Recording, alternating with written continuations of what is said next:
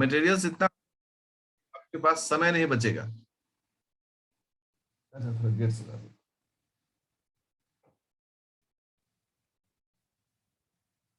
आज हम लोग कार्बोहाइड्रेट शुरू कर रहे हैं।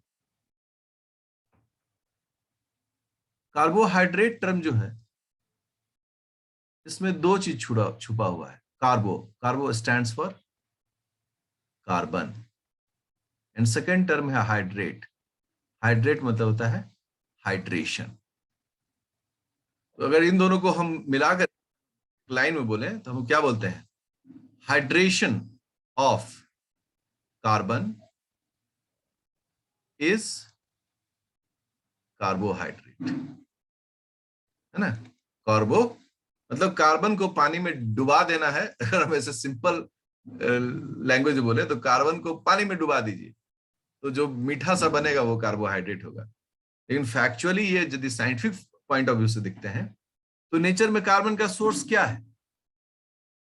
सोर्स ऑफ कार्बन, नेचर में कार्बन का सोर्स होता है कार्बन डाइऑक्साइड। और water, we all know, water जो हो गया वो हो गया H2। अर्थात इन दोनों को हम मिलाएंगे तो क्या बनेगा? कार्बोहाइड्रेट। कार्बन ऐसे अकेले नहीं मिलता है। तो हुआ कि इस कार्बन का हाइड्रेशन किया जाए, दैट इज कॉल्ड कार्बोहाइड्रेट का फॉर्मेशन। अब नेचर में वो कौन सा प्रोसेस है जिससे कि कार्बोहाइड्रेट बनता है? तो नेचर जो है, नेचर में ओनली ग्रीन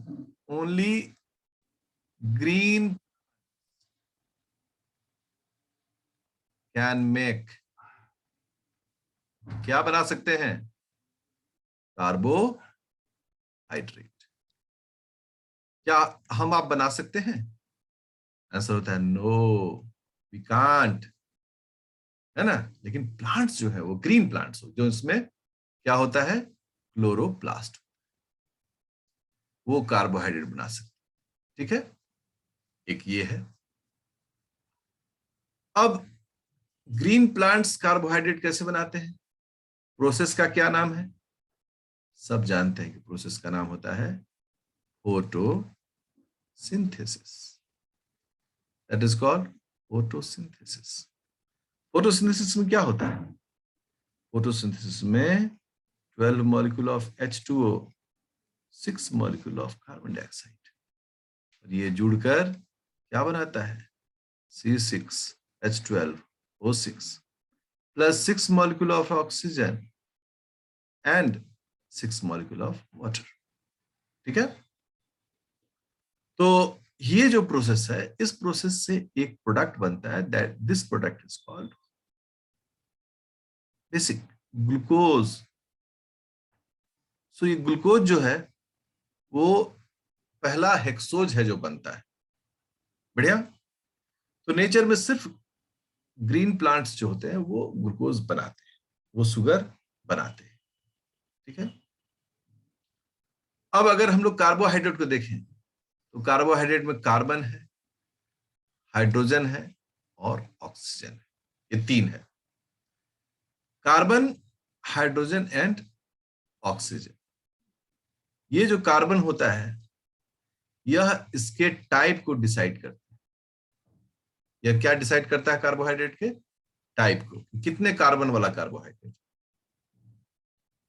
तो हमेशा याद रखिएगा कि कार्बन, हाइड्रोजन, ऑक्सीजन में कार्बन के टाइप से कार्बोहाइड्रेट का टाइप डिसाइड होता है। अब है कि कार्बोहाइड्रेट का यूज क्या है? What is use of carbohydrate? तो नॉर्मली कहीं भी कोई भी पूछेगा, सबसे सिंपल वे में जो आंसर करते हैं लोग, वो कहते हैं कि ये एनर्जी के लिए काम करता है। एनर्जी के लिए हम इसको, इससे ऊर्जा प्राप्त करते हैं। ये उत्तर सही है, बट एब्सोल्यूट करेक्ट नहीं।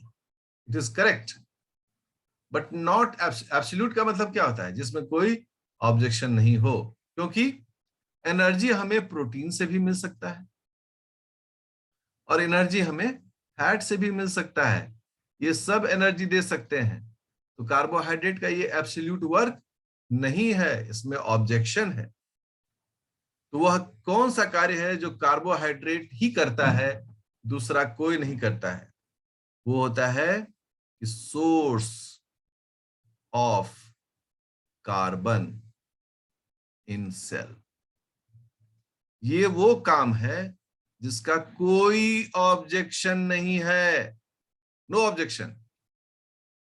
कार्बन जो है, कार्बोहाइड्रेट जो है, वह कार्बन का सोर्स है।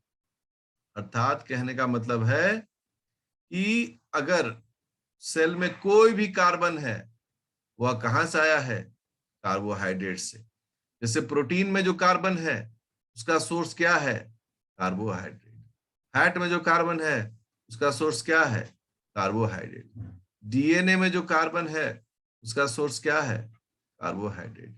विटामिन में जो कार्बन है, उसका सोर्स क्या है? कार्बोहाइड्रेट। एटीपी में जो कार्बन है, उसका सोर्स क्या है? कार्बोहाइड्रेट।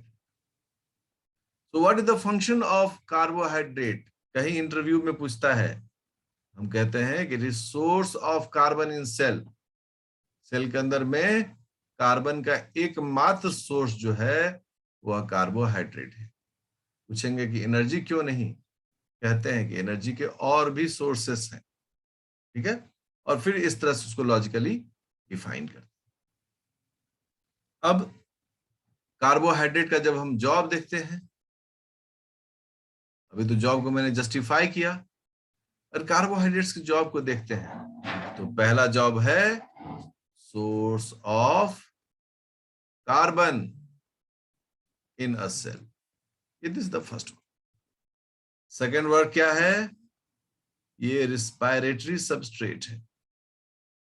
रिस्पायरेटरी सबस्ट्रेट, इसका कहने का मतलब क्या है कि जो हम रिस्पायरेशन करते हैं, उसमें जिस चीज को हम लोग तोड़कर एनर्जी प्राप्त करते हैं, वह कौन होता है? वो कार्बोहाइड्रेट है।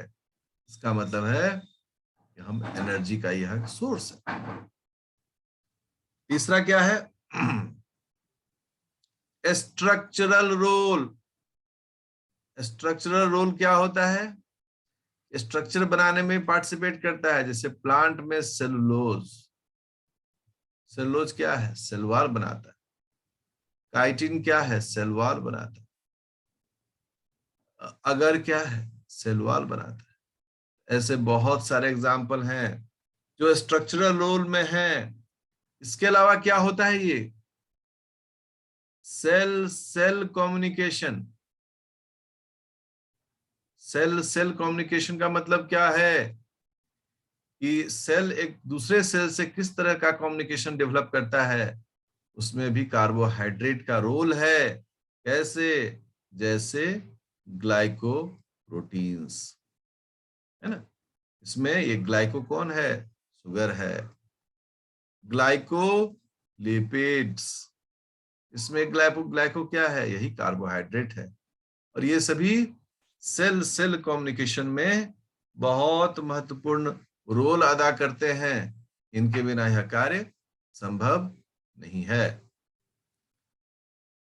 ठीक है, तो कार्बोहाइड्रेट का जो मल्टीफेरियस वर्क होता है, उसमें ये भी एक महत्वपूर्ण है। अब देखो, ये हम लिख रहे हैं लकड़ी। हम सब जानते हैं कि लकड़ी बहुत मजबूत होता है। यह लकड़ी किस चीज से बना होता है? ये वुड किस चीज से बनता है? हम कहते हैं कि ये सभी जाइलम वुड है। और ये जो जाइलम वुड है, वह किस चीज से बना होता है? हम लोग कह रहे हैं कि ये स्क्लेरेनकाइमा सेल से बना है, तभी ये वुड के फॉर्म में आता है। और स्क्लेरेनकाइमा सेल्स जो होते हैं, वह क्या होता है? Rich in cellulose. सेलुलोज मैक्रोफाइब्रिल्स, मैक्रोफाइब्रिल्स। अब सोचिए, हमारा जो तख्ता है, लकड़ी है, टेबल कुर्सी, क्या नहीं बनाते हम इससे? शीशम, सागवान, सखुआ। उसका भी जो सोर्स है वह एक सेलुलोज माइक्रोफाइब्रिल है। करेक्ट? तो इतना वैरायटी का जो जॉब है वह करता है कौन? कार्बोहाइड्रेट करता है। या एक बेसिक लुक आउट जिसको बोलते हैं कि आइडिया जो है उसको मैंने आपसे शेयर किया। अब है कि कार्बोहाइड्रेट जो है उसको हम कितने टाइप्स में बांटते हैं। तो कार्बोहाइड्रेट्स को हम लोग 3 टाइप में बांटते हैं। कौन कौन सा है?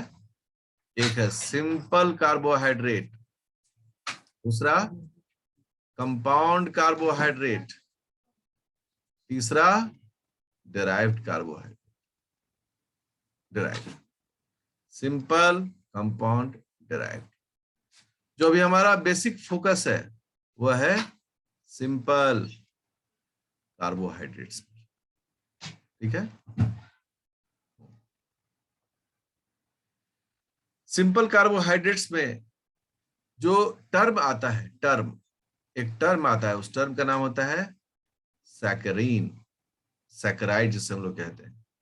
ये सैकराइड क्या है भाई? स्वीटनेस है, स्वीटनेस है। क्योंकि नॉर्मली हम ग्लूकोज या फ्रुक्टोज, सुक्रोज ऐसे टर्म में हम लोग बात करते हैं तो वो मीठा होता है, इसलिए इसको कहा गया कि ये मीठा है। अब यूनिट ऑफ स्वीटनेस क्या है? अच्छा, अभी हम स्वीटनेस पर नहीं जाते हैं, इसके लिए हम अलग इसमें टॉपिक बनाए हुए हैं। अब सिंपल कार्बोहाइड्रेट्स को हम लोग 3 भागों में बांटते हैं। ये तो हम सब जानते हैं, खूब बचपन से पढ़ते हैं, हमारे नॉलेज के गेट में भी ये सब रहता है। कौन कौन होता है? Mono saccharides. सेकेंड कौन है? Oligo saccharides. और तीसरा है पॉली सैकराइड्स। देखो, मोनो मतलब क्या होता है? 1, एक सुगर, एक यूनिट सुगर। ओलिगो मतलब क्या होता है? स्मॉल चेन, मतलब छोटा सा चेन है। और पॉली मतलब क्या हो गया? मेनी, मतलब लार्ज चेन, बहुत सारा मिलकर बनाता है। इस तरह इसको 3 भागों में बांटा जाता है। अब तक तो सब सामान्य तरीके से आप चीजों को सीख रहे हैं, लिख रहे होंगे सब लोग। अब सबसे पहला हमारा आता है मोनोसैकराइड्स। कैसे डिफाइन करते हैं मोनोसैकराइड्स को? तो हम कहते हैं इसे, ये सिंपलेस्ट फॉर्म ऑफ शुगर है, simplest form of sugar, which cannot be hydrolyzed further into more simple units। अब देखो इसको मैं कैसे सिखाता हूं आप लोग को। ये सिंपलेस्ट फॉर्म ऑफ शुगर है। क्यों? क्योंकि हम इससे ज्यादा सिंपल नहीं बना सकते हैं, कैन नॉट। हाइड्रोलिसिस के द्वारा इससे ज्यादा सिंपल हम इसको नहीं बना सकते। जैसे मान लो कि ग्लूकोज है C6H12O6, इससे सिंपल हम इसको मोनोसेक्राइड में नहीं चेंज कर सकते हैं। अगर इससे सिंपल करेंगे ये, तो कार्बन डाइऑक्साइड और वाटर में चेंज हो जाएगा, और ये जो है ये सभी शुगर नहीं है। इसलिए बोला ये इतना सिंपल है, इसको आगे भी अगर हाइड्रोलाइज मतलब क्या करना? डाइजेस्ट करना। ठीक है ना? ये सब टर्म साइंटिफिक टर्मिनोलॉजी है, डाइजेस्ट। ये इतना सिंपल है, इसको अगर हम आगे भी डाइजेस्ट करें तो इससे सिंपल नहीं हो सकता है। ठीक है, तो डेफिनेशन तो हमारा क्लियर हो गया। अब जो बात है वो बात ये है कि एक्चुअली हम इसको कैसे समझेंगे, कैसे सीखेंगे। अब जब हम आगे बढ़ रहे हैं तो हमें अब थोड़ा सा देखना है कि टाइप्स कितने प्रकार के होते हैं मोनोसेक्राइड के। टाइप्स तो सबसे पहला होता है A, on the basis of functional groups. Organic chemistry में फंक्शनल ग्रुप देखा जाता है। तो किसी भी कार्बोहाइड्रेट में अल्कोहल होता है, hydroxyl group, and aldehyde group और कीटोन ग्रुप। इसको हम लोग कह रहे हैं हाइड्रोक्साइल अल्कोहल ग्रुप, इसको हम कहते हैं एल्डिहाइड ग्रुप, इसको कहते हैं हम लोग कीटोन ग्रुप। तो कोई भी शुगर हो, या तो हाइड्रोक्साइल के साथ या तो एल्डोज होगा, या फिर हाइड्रोक्साइल के साथ कीटोज होगा। ऐसा कोई शुगर नहीं होगा कि साथ में एल्डोज भी हो और कीटोज भी हो, दोनों में से कोई एक हो। ये हो गया on the basis of functional group. तो अगर एल्डिहाइड रखता है तो उस मोनोसेकेराइड को हम लोग कहते हैं एल्डोज। क्या कहते हैं उसे? एल्डोज। और अगर कीटोन रखता है वो, उसको हम लोग बोलते हैं कीटोज। याद रखिएगा, एल्डिहाइड एंड कीटोन, यहां हम लिख देते हैं एल्डिहाइड और कीटोन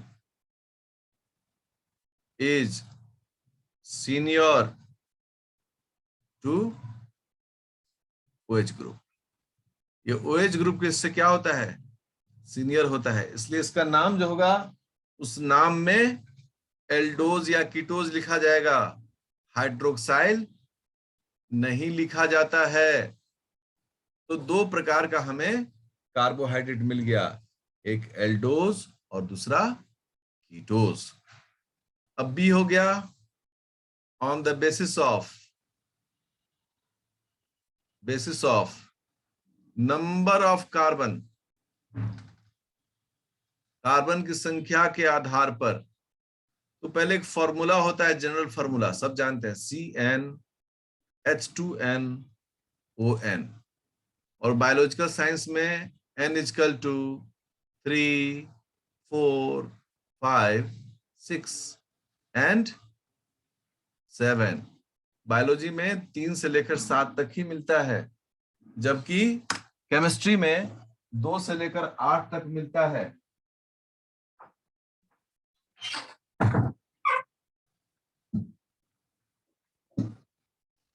तो कार्बन की संख्या के बेसिस पर अगर होगा, अगर N हम 3 लेते हैं तो C3H6O3 सब आपका पहले पढ़ा हुआ है, और इसे हम लोग कहते हैं ट्रायोस।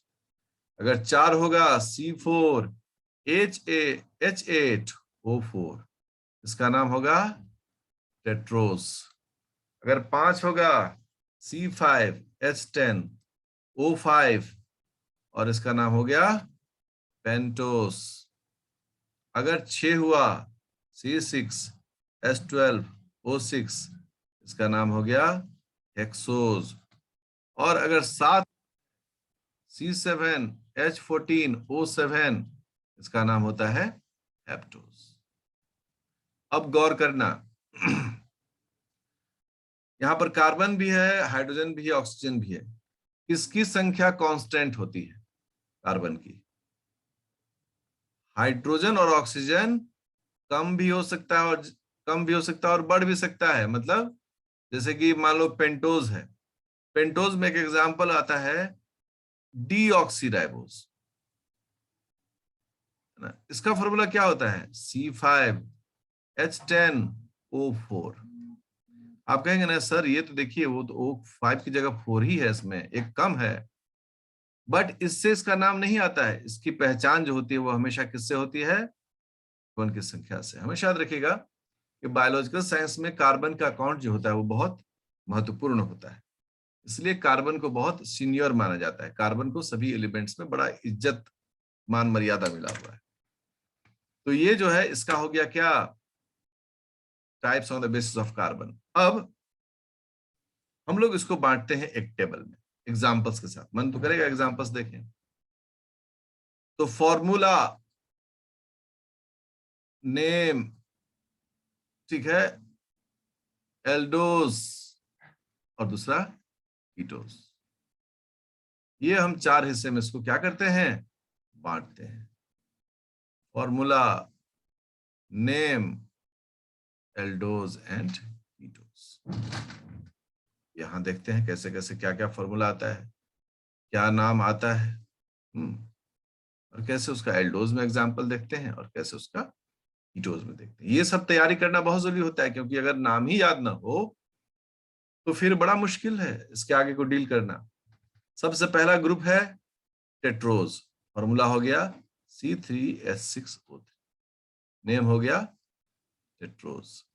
इसमें जो एग्जाम्पल है, पहला एग्जाम्पल जो एल्डिहाइड ग्रुप रखता है उसका नाम होता है ग्लिसरल्डिहाइड। क्या नाम होता है? ग्लिसरल्डिहाइड। ओके। और कीटोन में जो होता है उसका नाम होता है डाइहाइड्रोक्सी कीटोन।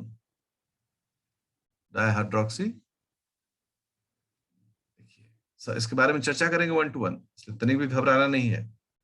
नया नाम है, आप खुद से बोलकर जैसे हम बोलते हैं उसी तरह से उसका उच्चारण करिए।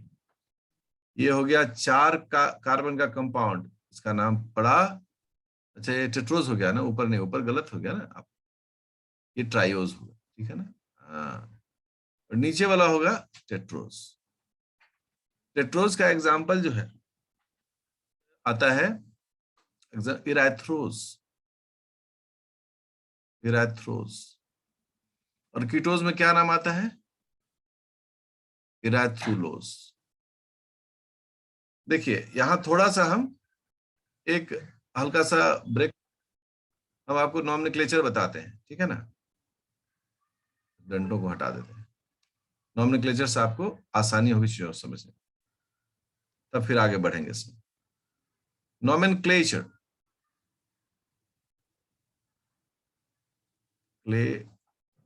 Nomenclature of monosaccharide. मोनोसेक्राइड्स का नाम कैसे लिखा जाता है?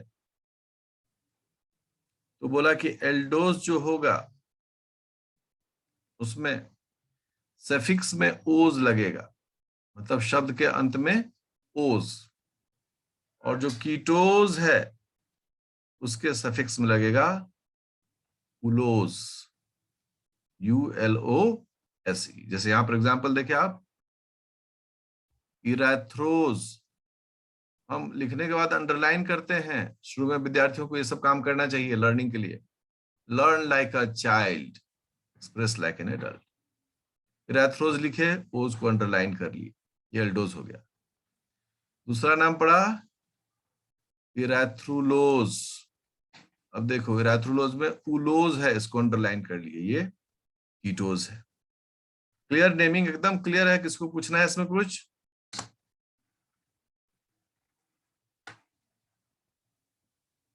चलिए, इसमें आपको कोई सवाल नहीं है? अभी मैं आपको प्रैक्टिस करवा ही रहा हूँ, इसमें आप और भी प्रैक्टिस करेंगे। तो उम्मीद कर रहा हूँ कि आप कॉपी पर ये सब लिखते जा रहे हैं। अलसाना मत जी, ठीक है? अलसाने से कोई फायदा नहीं होगा। चलो अब हम वापस आते हैं। तो देखा आपने कैसे ये एग्जांपल्स हम लोग देखते हैं, इराथ्रोज एंड। अब देखिए C5H10O5, ये हो गया पेंटोस। इसमें एग्जांपल है राइबोस। तो कीटोज में क्या एग्जांपल होगा?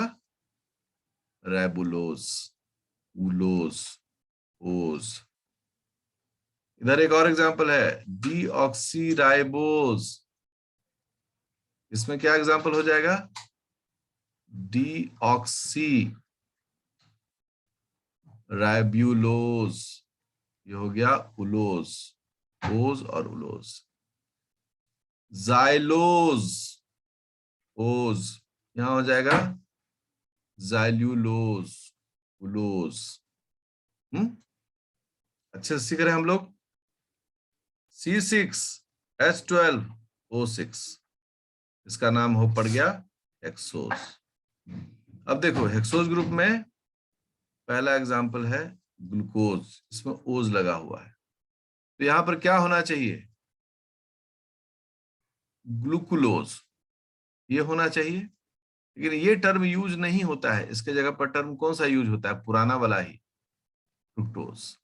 आप बोलेंगे सर इसमें तो ओज लिखा हुआ है, तो फिर तो ये तो एल्डोज हो गया। ये तर्क बिल्कुल सही है, लेकिन फ्रुक्टोज इज सो पॉपुलर, इसको लोगों ने कहा कि इसको हम ऑफ देते हैं, मतलब छूट देते हैं, इसमें उलोज लगाने की जरूरत नहीं है, फ्रुक्टोज को ही बोला जाए कीटोज है। लेकिन बाकी को यह सुविधा नहीं मिला, जैसे गैलेक्टोज, ये हो गया गैलेक्टुलोज। गैलेक्टुलोज, देखो इसको उलोज माना पड़ा। मैनोज, ठीक है, कहाँ गया मेरा कलम? मैनोज, मैनुलोज। तो ये जो इस तरह से बता रहा है ना, बोल रहा है, स्पष्ट बोल रहा है भाई यहाँ ये ऑब्जेक्शंस नहीं चलेगा, यहां आपको करना होगा उलोज और ओज में। लेकिन फ्रुक्टोज को इस बात से छूट मिल गई क्योंकि ये बहुत पॉपुलर था। ठीक है, अब आगे बढ़ते हैं हम लोग। मैं सबको मिटा दूं, इस कॉलम को खाली करता हूं। इसका स्टडी मटेरियल में भी पीडीएफ में शेयर कर दूंगा आप सबसे। आप सभी इसके अलावा लेनिंजर से आप लोग निश्चित रूप से पढ़ें। अगर आप वो काम नहीं कर रहे हैं, लेनिंजर बुक को नहीं देख रहे हैं, ये आप अन्याय कर रहे हैं अपने साथ। जिसको बुक समझ में नहीं आता वो मुझसे बात करे, मुझे व्हाट्सएप करे, मैं बताऊंगा कैसे बुक्स पढ़ा जाता है। ठीक है, तो ये एग्जाम्पल हो गया।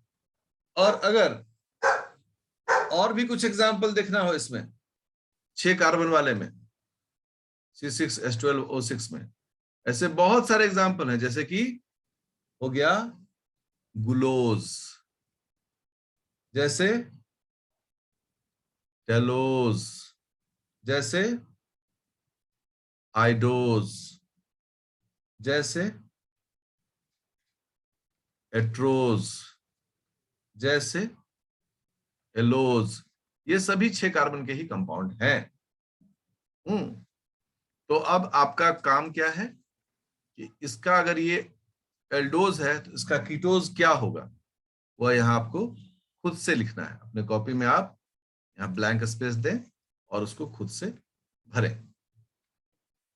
अब हम लोग आते हैं 7वें एग्जाम्पल पर, ठीक है ना, और वो है C7H14O7, और इसको हम लोग बोलते हैं क्या? हेप्टोज, 7 कार्बन का सुगर। इसके एल्डोज में एग्जाम्पल है ग्लूकोहेप्टोज, ग्लूकोहेप्टोज, और कीटोज में एग्जाम्पल है सोडोहेप्टुलोज। थोड़ा सा नाम बदल कर इसका हेप्टुलोज, उलोज, ओज एंड उलोज। इस प्रकार से ये आप एग्जाम्पल जो है वह देखते हैं, है ना। बहुत सारे अन्य भी एग्जाम्पल्स होते हैं इसमें जिसको आपको देखना चाहिए। का काम क्या है कि आप इन एग्जाम्पल्स को पिकअप करेंगे। कोई बोल दिया कि बताओ राइबोज, तो सबसे पहले चेक किए ओज, अच्छा यह एक एल्डोज है। और दूसरा राइबोज का फॉर्मूला होता है C5H10O5। तो ये चीज को दिमाग में जरूर रखना है, थोड़ा नाम से पता चले कि किस ग्रुप से बिलोंग करता है। अगर ये दोनों आपको आता है तो फिर आपको स्ट्रक्चर बनाने में तनिक भी तकलीफ नहीं होती। ये था on the basis of number of carbon. Third जो होता है सी जो होता है वो होता है on the basis of structure. Structure के बेसिस पर मोनोसेक्राइड्स को हम लोग 2 भागों में बांटते हैं, पहला चेन और दूसरा रिंग। और सबसे अच्छी बात क्या होती है कि चेन और रिंग अलग अलग नहीं होते हैं। चेन से ही, चेन स्ट्रक्चर से रिंग स्ट्रक्चर बनता है और रिंग स्ट्रक्चर से चेन स्ट्रक्चर बनता है। ये सब भी डिस्कस करेंगे कि कैसे ये बन जाता है, लेकिन चूंकि टाइप है तो है। तो ये आपका यहाँ पर आप क्या देख रहे हैं, कैसे ये 2 प्रकार का होता है ऑन द बेसिस ऑफ इसका structure, chain and ring. Ring में भी ये दो प्रकार का रिंग होता है, एक 5 कार्बन वाला, 5 कार्बन, वन ऑक्सीजन, और एक में 4 कार्बन और 1 ऑक्सीजन। ऑक्सीजन मतलब एक रिंग होता है, इसमें 6 में से 5 कार्बन और 1 ऑक्सीजन होता है। दूसरा होता है 5 में से 4 कार्बन और 1 ऑक्सीजन। ये जो ग्रुप होता है, इस ग्रुप को हम लोग बोलते हैं पायरेनोज, और जो 5 वाले होते हैं टोटल, उन्हें हम लोग बोलते हैं फुरानोज। ठीक है। साइंस में क्या है ना कि हमें चीजों को समझना पड़ता है। हम जितना बेसिक, हम हमेशा क्या कहते हैं कि मैं बहुत बेसिक वर्क करता हूं, बहुत छोटी छोटी चीजों को बताता हूं, ग्राउंड पर रियलिटी के साथ बताता हूं। उसका बेनिफिट क्या होता है कि विद्यार्थियों को सब कुछ समझ में आता है। अब इसका 1 to 1 इसका भी डिस्कशन होगा कि इसका पैरानोज नाम क्यों पड़ा, पुरानोज नाम क्यों पड़ा। लेकिन उससे पहले जो है, हमें देखने की जरूरत पड़ती है स्ट्रक्चर में। जो मेरा नेक्स्ट क्लास होगा, नेक्स्ट क्लास, वो होगा स्ट्रक्चर ऑफ मोनोसेकेराइड्स। अब किसी को कोई दिक्कत है तो वो सवाल जवाब मुझसे कर सकते हैं, ताकि मैं उनके